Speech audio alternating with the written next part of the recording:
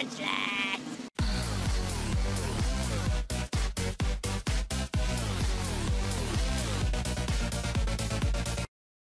What's going on YouTube? You're chilling with Trainers Opposite, and today I've got a Pokenalysis for you in Little Cup tier on Ponyta.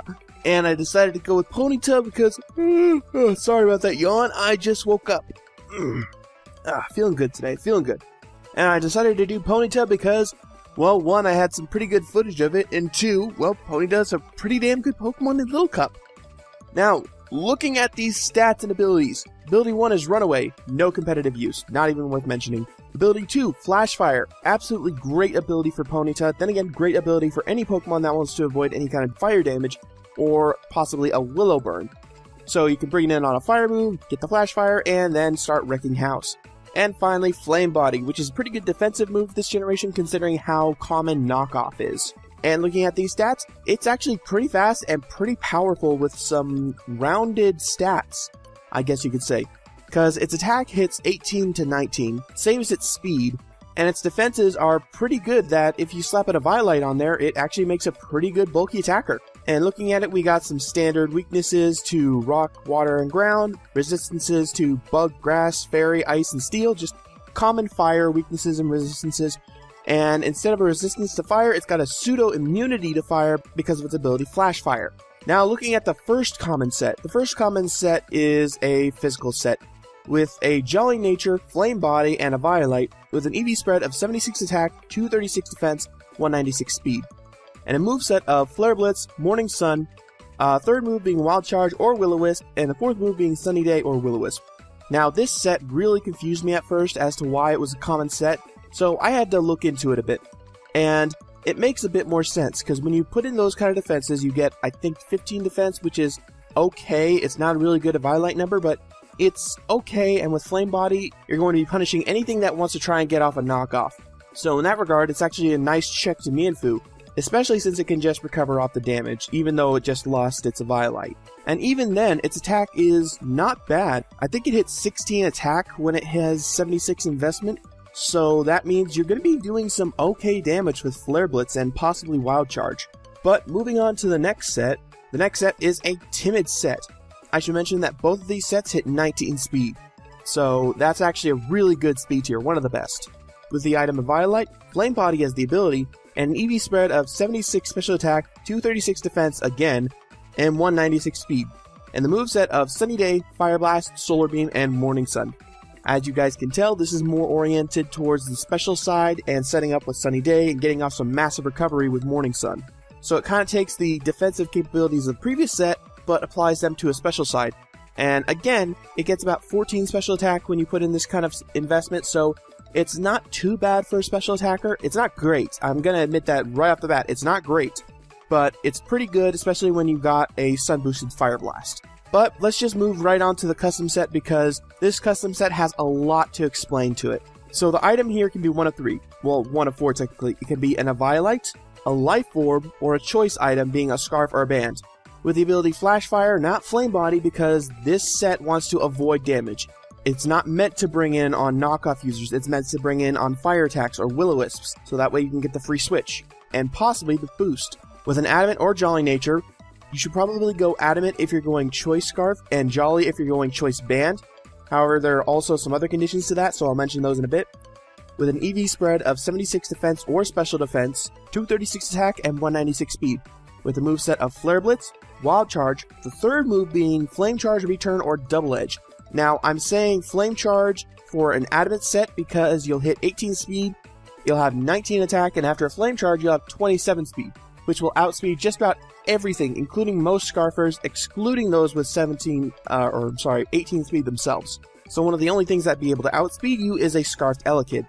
Return as a coverage move, and Double Edge as a coverage move, but again, since this Pokemon doesn't exactly like taking damage, and it already has two moves that take recoil damage, you may want to consider Return before Double Edge, but if you absolutely have to have that damage, go for it, man. Feel free to Double Edge.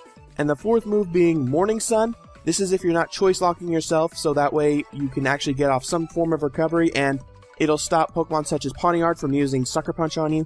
Bounce is just there for funsies. If you want real coverage, you should go with Double Kick, because anything that Flare Blitz and Wild Charge can't hit, Double Kick probably will. And there are a bunch of different ways to use this set. If you're going to go with the Choice Scarf or the Choice Band, I would really suggest just having all offensive moves. Don't have any like Morning Sun or anything like that, or Flame Charge. Go with Return, Double Edge, Bounce, or Double Kick. If you're going to go with an Eviolite or a Life Orb, I would really recommend that you have Morning Sun just so you can get off some recovery, because Ponyta really appreciates that recovery that you give it. And I'd also like to mention something specifically about the Flame Charge set that I use. If you have the Flame Charge set, one of the biggest hassles to Ponyta is actually Staryu, just because it can take a Wild Charge and a Flame Charge. However, there is a 76% chance of knocking out Staryu with a combination of Stealth Rocks, Flame Charge, and Wild Charge. So keep that in mind when you're facing off against Staryus. If you've gotten off like previous Stealth Rock damage, you're guaranteed to knock it out. But if it's coming in on full health after rocks, then keep in mind there's only a 76% chance that you're going to be able to knock it out with this combination of moves. But let's move on to teammates' checks and counters. First off, checks and counters. Probably one of the biggest counters to this Pokemon is Dratini. And that is because whether you look at the common physical sets or even my custom set, Dratini resists just about everything. The only thing it won't resist are the normal moves, the flying moves, and the fighting moves. Otherwise, it resists fire, it resists grass, it resists electric. Dratini and other pure dragon types will absolutely wall Ponyta. Another threat to consider when using Ponyta is Tyrant. Tyrant, while not being able to resist Solar Beam, will quad resist the fire type moves and still resist the electric type moves, and is naturally physically bulky, so can most likely take most hits that Ponyta can dish out. Another check is Wooper. Wooper checks the physical sets amazingly well. Not the special set, because once you set up with Sunny Day and Solar Beam, Wooper will get one-shotted from a Solar Beam, but if you're running a physical set, you need to watch out for Wooper because there is not a lot Ponyta can do about it, especially since Wooper has recovery. And finally, I'm going to have to say a Water Rock type such as Kabuto or Tortuga are also great checks to Ponyta, mainly because they quad resist the fire move. Sure, they're weak to the Wild Charge. However, if you don't have the Sun Up, if you're using my custom set, they can come in, Aqua Jet, and almost one-shot you if you're not carrying a Violite. If you are carrying a Violite, you have a chance. At full HP, you've got a chance. But if you're not carrying a Violite, you're up shit creek without a paddle. So now let's move on to teammates. Teammates can include Ferroseed, which is actually a really good teammate to Ponyta, because it resists water moves, it resists rock moves, and it's neutral to ground moves, and it can set up its hazards on the switch. So Ferroseed, being a grass type, which I noticed are actually pretty good teammates to fire types, is a really good option to consider when pairing it up with a Ponyta. Another steel type option to consider is Bronzor. Bronzor is naturally immune/resisted to the Edgequake coverage, unless it's, say, from Drillbur, in which case a Mold Breaker would stop its Levitate. But you guys understand what I mean. It's neutral to water, resists rock, Levitate makes it immune to ground, and just like Ferroseed, but not to the same extent, it can set up some hazards. But back on Ferroseed's grass typing, another great teammate would be Pumpkaboo.